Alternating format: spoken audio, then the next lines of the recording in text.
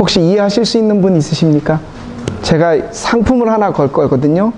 우크라이나 갔다 오면서 저희가 거기 계신 선교사님 한 분한테서 프로폴리스하고 그 아주 귀한 토종 꿀을 선물 받았는데, 이게 무슨 뜻인지 아시는 분에게 제가 드리겠습니다. 혹시 저기 독일어, 예, 한번 안 집사님한테 제가 드리겠습니다. 예의목건사, 예수님의 이름에 목숨을 건사. 제가 목숨을 걸다라는 게 슈타벤진트를 쓸까 하다가 딸한테 물어봤어요. 그랬더니 저렇게 쓰는 게 더 나을 것 같다고. 독일 말로는 자기의 생명을, 레벤을 게벤뷰어덴 하는 게 훨씬 좋겠다. 예의목건사, 예수님의 이름에 목숨을 건 사람들. 우크라이나 김장을 끝으로 자, 우리 김성수 목사님과 함께 저는 몇 년 안 됐지만 10년째 했던 올해의 김장 축제가 끝이 났습니다. 우리 주님께 영광을 돌리고, 특별히 제가 개인적으로 참 감사드릴 게 우리 교회 성도들이에요. 우리가 예산이 그렇게 많은 것도 아니고, 그리고 다른 교회보다 큰지도 않은데, 제가 살짝 우리에게만 우리 교회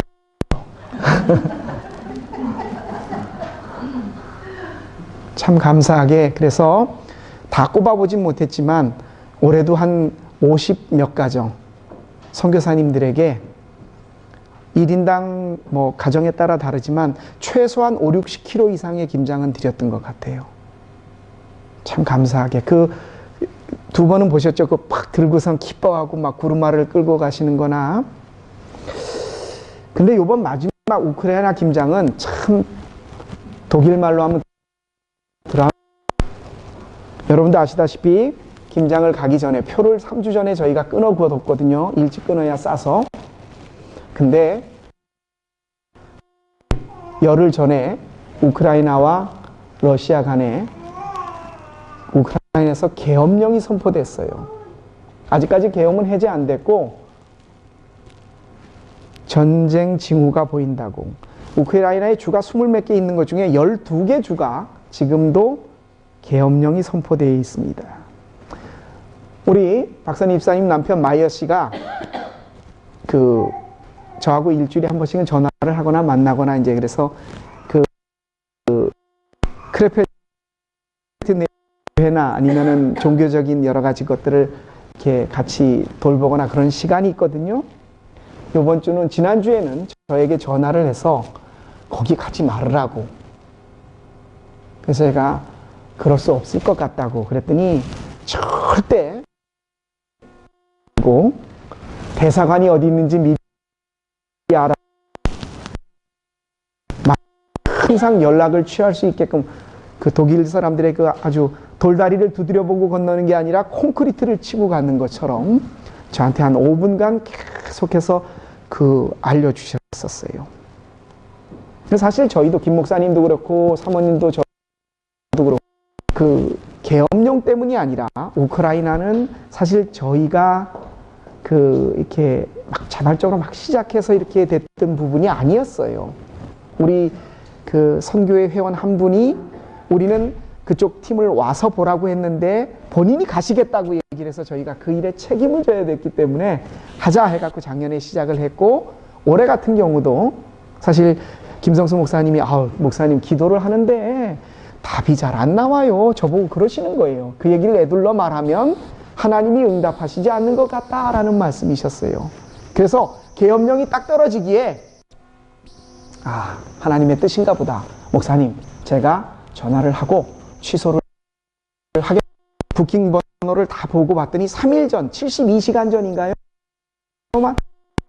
그래서 잘 됐다라고 하고, 교사님 몇 분께 우리가 또 명분을 세워야 되니까 전화를 제가 드렸어요. 계엄령이 아닌 곳에.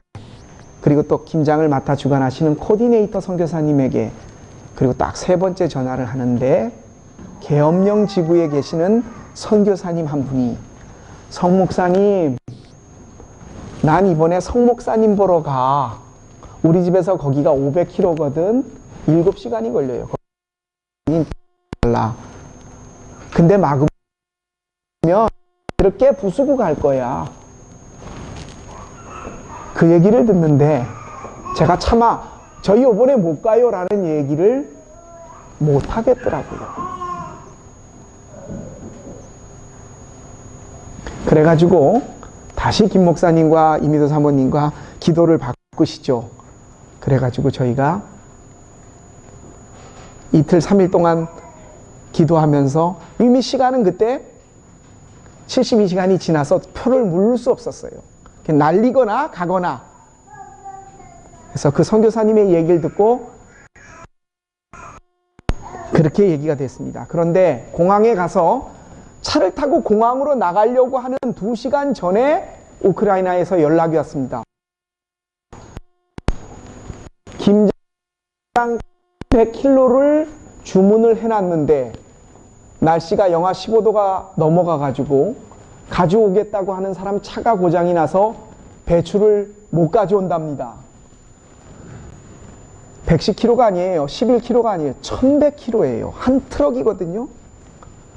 그래서 제가 막 바로 또 거기서 연락을 드렸어요. 그러면 돈을 저희가 드릴 테니까 빨리 차를 빌려서 그곳까지 갔다 오시는 건 어떻습니까? 그랬더니 바로 답신이 왔어요.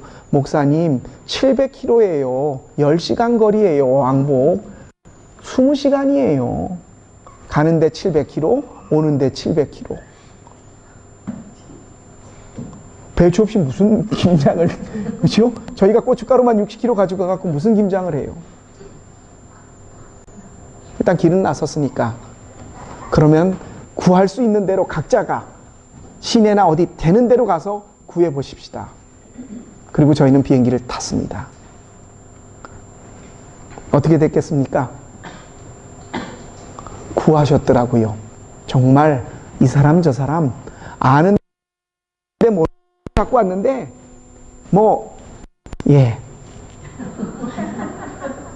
저희가 가기 전날까지 영하 15도가 넘어갔었어요.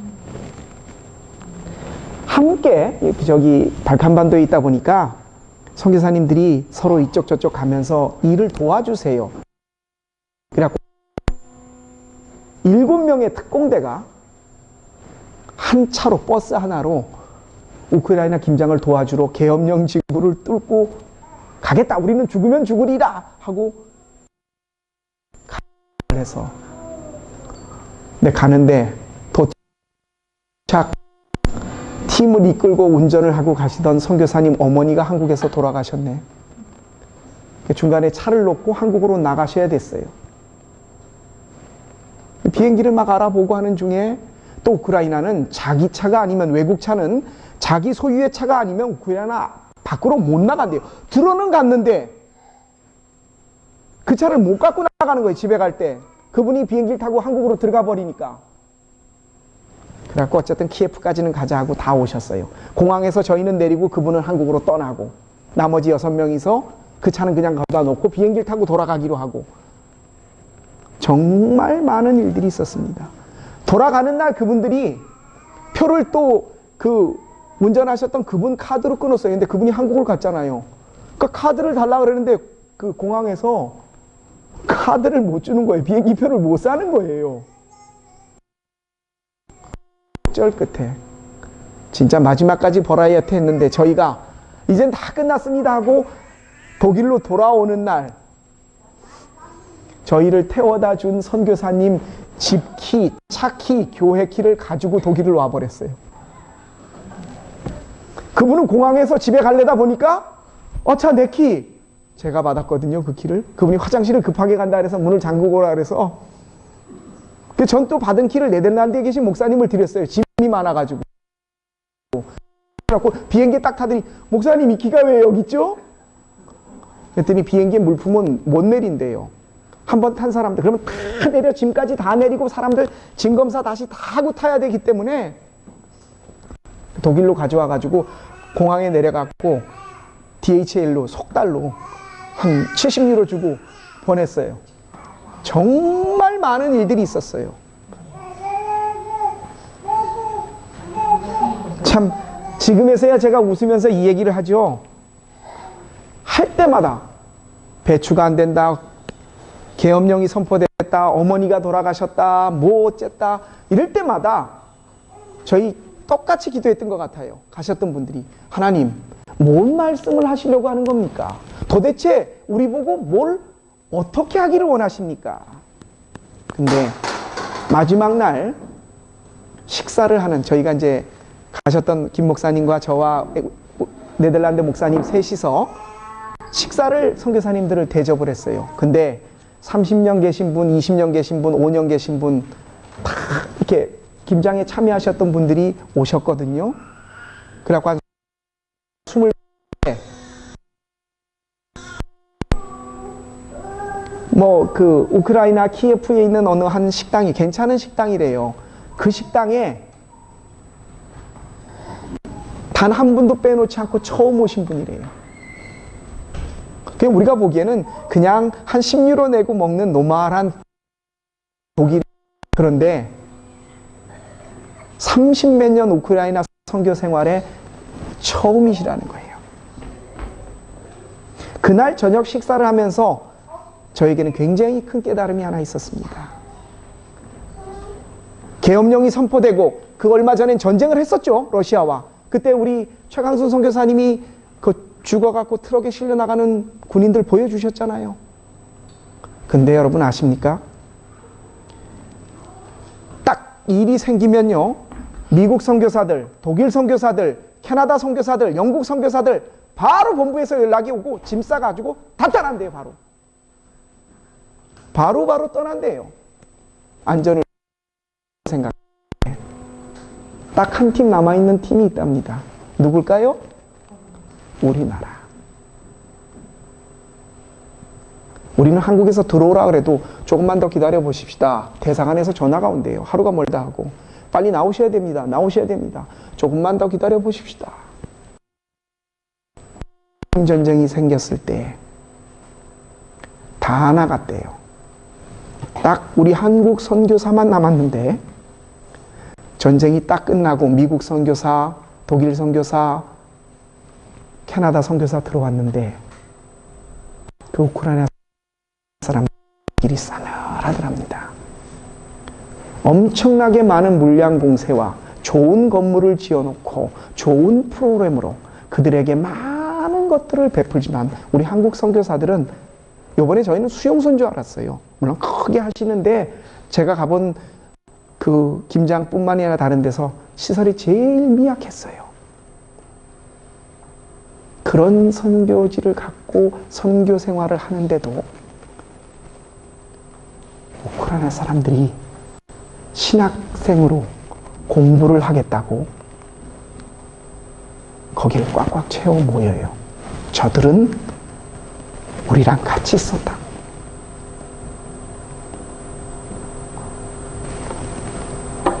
그겁니다. 철수하네요. 아유, 목사님, 단지 자기들 곁에 있었다는 한 가지 이유 때문에 시설도 열악하고 언어도 안 통하고 그리고 좋은 프로그램을 제공해 줄 수도 없지만, 우리 한국 선교사들은 그걸로 인정을 받더라고요. 우크라이나는 정교의 국가입니다. 그래서 우리 개신교를 이단이라고 말합니다. 거기에는 특별히 거기에서 고려인, 여러분 고려인 아시죠? 한국 사람이에요. 4대를 걸쳐 내려온 집인데요. 농부로 있습니다. 우리가 그 배추를 살 수 있었던 게 우크라이나에서요. 그 넓은 우크라이나 평지에서 거긴 심기만 하면 된대요. 배추를 살 수 있었던 것도 바로 이 구소련 시대 때 소수민 이주 정책으로 많은 이주민들을 강제로 이주시켜 버렸습니다. 그리고 우리 고려인들도 밤기차를 타고 어딘도 가는지도 모르고 가다가 그냥 기차 서면 떨구고 기차 오면 떨궜대요. 그래서 들어온 우크라이나에 들어온 사람들, 그 추운 겨울에 영하 40도까지 떨어지는 그 추운 겨울에 그냥 씨앗 하나 품고 옷 입고 거기를 왔대요.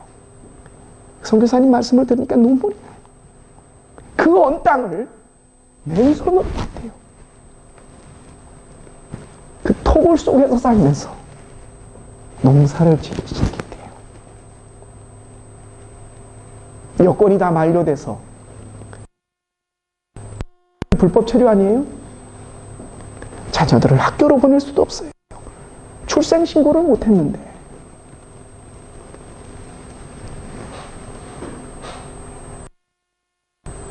들은 구소련 시대 때 국민들에게 계몽을 시키지 않고 정치에 관심을 두지 않게 하려고 마약하고 알코올을, 담배를 엄청 싸게 팔았어요. 알코올 중독자들. 오신 선교사님 중에 한 분은 이 갱생치료, 마약 있던 사람들의 갱생치료, 교회가 다 철장이에요. 막 자기 온몸을 집어뜯는데 그분 한 번 오시기로 했어요. 현상이 오니까. 그런 속에서 선교사님들이 계세요. 이름도 없이, 빛도 없이. 그분들 마음속에 갖고 있는 똑같을 거예요. 저나 여러분들이나 독일 땅에 있으면서 한국을 자주 갔다 오고 또 손님들이 오지만, 내 친구들, 내 동창들, 많은 사람으로부터 나는 잊혀져 가는 존재다. 그분들은 훨씬 더 심하게 느껴가고 있더라고요. 그런데 누군가가 같은 말을 하고 같은 생각을 하고 같은 하나님을 믿는 누군가가 자기를 기억해 준다는 거. 그것도 자기들이 매일 거기 있는 사람들에게 받은 것 없이 줘야 하고 죄 지은 거 없이 웃으면서 낮아져야 하는 그 속에서 자기가 그렇게 하고만 사는 건 줄 알았는데 그 대접을 받는다는 것이 너무나 감격해. 저희는 사실 별로 한 게 없는데 자기들을 기억하고 섬겨주러 왔다는 것 때문에 감사하고 감격하는 거. 제가 말씀드렸잖아요. 누가 누구를 도와요. 사실 은혜는 저희가 더 받았거든요. 거기도 전해지고 있습니다. 복음은 완벽한 말씀 자체는 우크라이나에 계신 선교사님들이 갈 곳이 없어서 무능해서 거기 있는 게 아니에요. 참 순박합니다. 어떤 분은 묘목을, 이 우크라이나 선교 신학교에서 신학을 배워서 목사 안수는 받았는데 교회가 있나요? 교인들이 있나요? 우크라이나 사람인데 갱생을 통해서 했어요. 그러니까 일하러 다녀요. 그러다 보니까 또 마약을 하고, 어떤 선교사님은 거기서 사과, 과수를 재배해요. 묘목 좋은 걸 갖다가 그 땅 넓은데 교회 주변에다 심어주면 이거 하라고, 밤농사 지으라고, 뭐 하라고 그 묘목을 대주고 계세요. 그분들이 무능해서 할 일이 없어서, 갈 곳이 없어서 거기 계신 게 아니에요. 오늘 예수님께서 우리에게 하셨던 말씀, 마태복음 28장 18절에서 20절의 말씀, 예수님의 마지막 지상 명령입니다. 땅 끝까지 이르러 내 증인이 되리라는 그 말씀, 그거 하나 때문에, 그 복음이 너무나 좋아서 아무도 알아주지도 않고 찾아오지도 않는 그 척박한 곳에서, 제가 말하잖아요. 저는 애굽의 고깃가마 옆에 앉아 있어요. 저는 솔직히 거기 갈 믿음이 못 돼요. 그러니까 이 좋은 땅, 하나님이 별로 힘을 쓰지 못하시는 독일에 있습니다. 제가 여러분에게도 말씀드렸죠. 저는 선교사하면 무조건 존경하려고 합니다. 얼마를 그 사람이 배웠건, 무슨 열매를 이루었건, 거기서 무슨 일을 했건, 그 사람 성격이 어떻고 그 사람 평이 어떻든 선교사하면 무조건 존경합니다. 우리 동영상 하나를 제가 받은 게 있어요. 짧은 건데 우리 한번 함께 보기를 원합니다. 잠깐. 1863년 중국 선교사로 파송하나 상하이에 도착한 토마스. 그러나 임신 중이었던 아내는 얼마 뒤 유산을 한 후 세상을 떠났습니다. 그 후 2년 뒤 말할 수 없는 슬픔과 상실감을 잊고 26살의 젊은 나이에 예수를 향하면 상실을 당한다는 위험과 고통의 땅 조선으로 향했습니다. 1866년 제너럴 셔먼호를 타고 평양 대동강리에 도착하지만 외세를 대적하는 군인에 의해 배는 불에 붙어 타올랐습니다.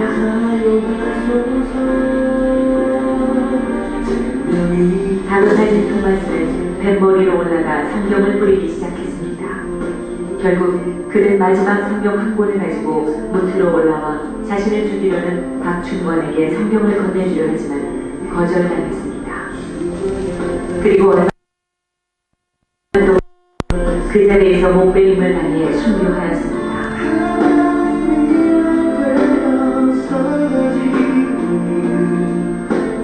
토마스는 순교하기 전 12살의 최치량에게 성경 3권을 주었습니다. 그러나 겁이 난 최치량은 이것을 평양 영포주사 박영식에게 건네주었고 박영식은 이 성경 3권을 가져가 자기 집에 도배를 하였습니다. 훗날 최치량은 박영식의 집을 구입해 여관으로 사용하였는데 선교사 마택과 그레판리가 복음을 전하기 위해 평양에 찾아와 최치량의 여관에 머물렀습니다. 얼마 후 최치량은 마펫으로부터 세례를 받게 되고 성경을 찢어 도배하던 박영식도 감동을 받아 예수를 믿게 되었습니다. 결국 그의 집이 예배 처소로 쓰이게 되었는데 이것이 바로 평양 최초의 교회인 널다리골 교회입니다. 토마스를 죽인 박충권은 널다리골 교회의 종소리를 들을 때마다 괴로움을 견딜 수 없어 마펫을 찾아 참여를 하고 예수를 믿고 영주교회의 영수가 되어 평양 땅 부흥에 헌신하였습니다.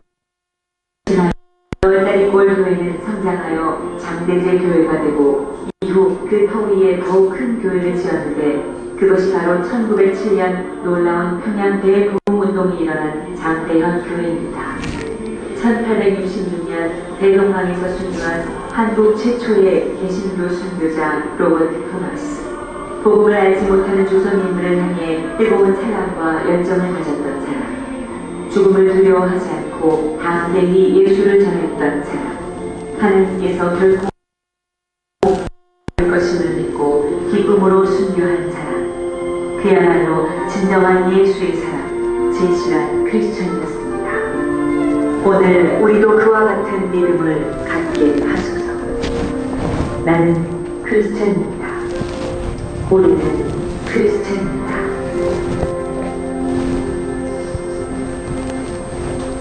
네, 화면이 이게 좀 컴퓨터가 느려서 좀 왔다 갔다 했는데 우리나라 최초의 개신교 순교자예요. 평양 대동강에 셔먼호를 타고 왔다가 그 아내랑 영국분이에요.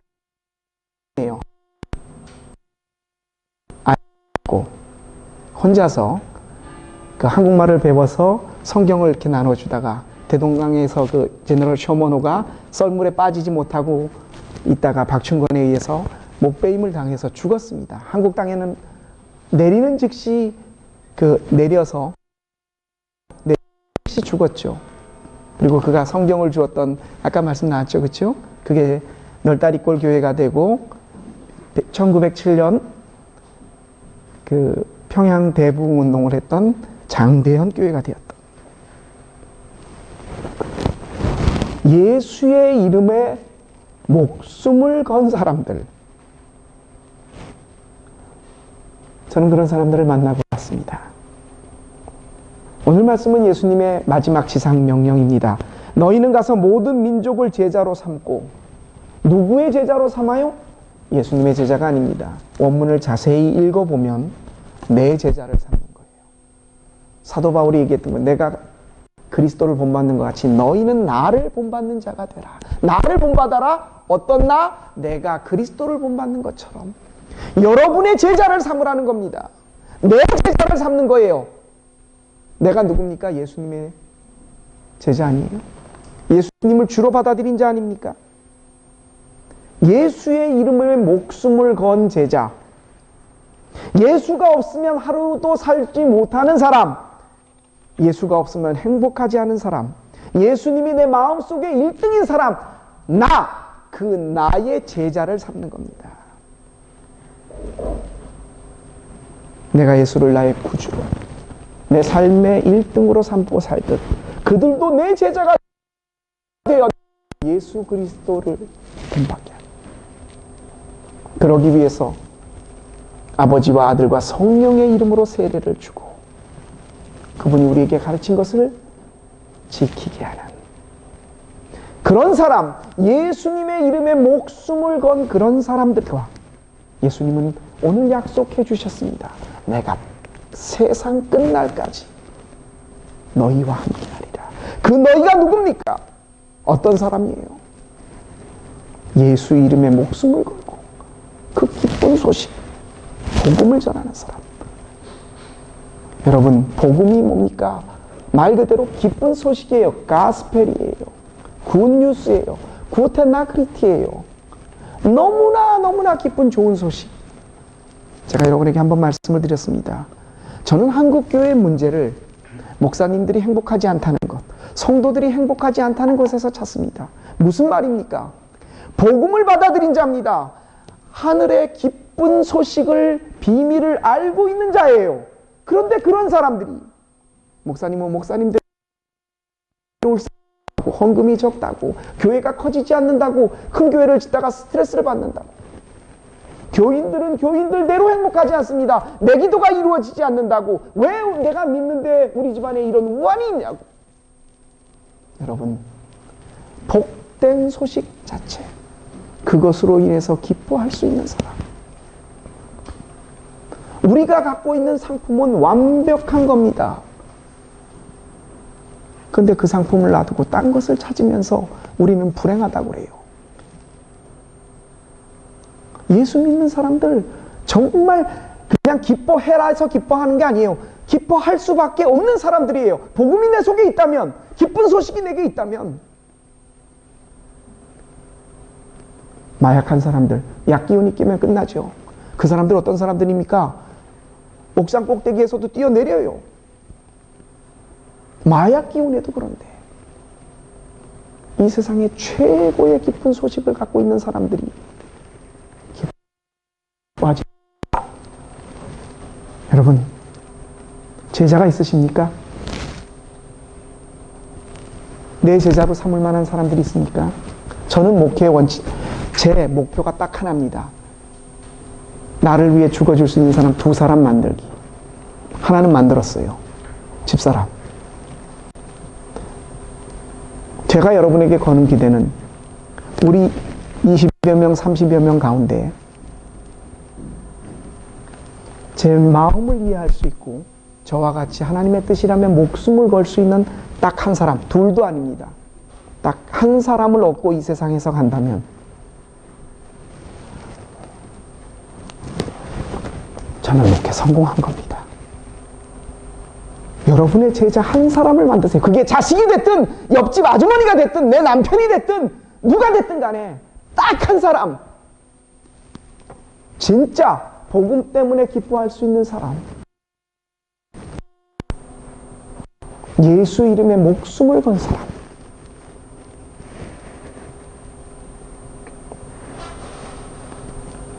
저와 여러분이 그런 사람이 되기를 우리를 대신해서 돌아가신 우리 주 예수 그리스도의 이름으로 진심으로 축원합니다. 기도하겠습니다.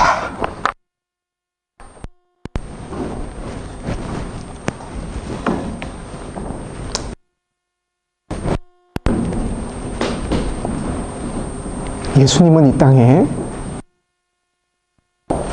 제외하고 11명을 남기고 가셨습니다. 그 11명이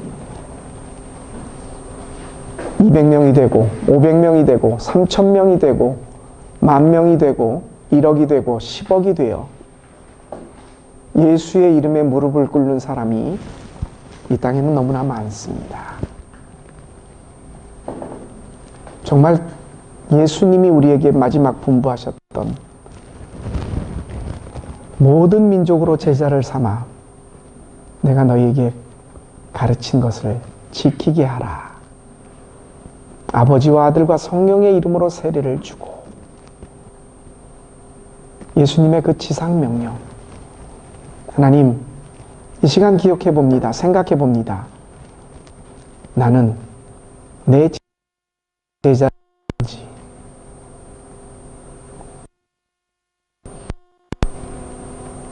주님이 말씀하십니다. 내가 땅끝까지 너와 함께 하리라. 그 사람이 누구입니까? 예수의 이름에 목숨을 걸고 예수의 이름 때문에 그가 전해준 복음이 너무나 기쁘고 감격해서 이것 없이는 도저히 살 수 없다고,